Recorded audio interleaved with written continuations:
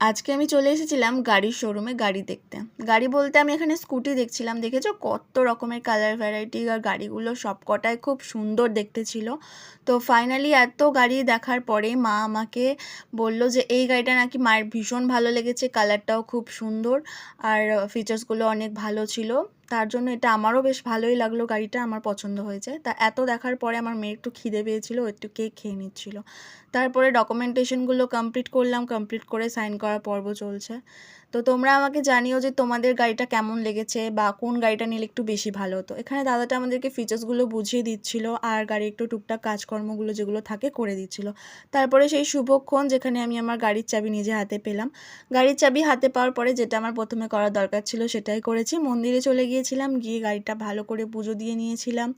পুজো টুজো দিয়ে নেওয়ার পরে আমি বাড়িতে চলে এসেছিলাম। বাড়িতে এসে খুব টায়ার্ড লাগছিল, অনেকক্ষণ ছিলাম, তাই আর ভিডিওটা কন্টিনিউ করতে পারিনি।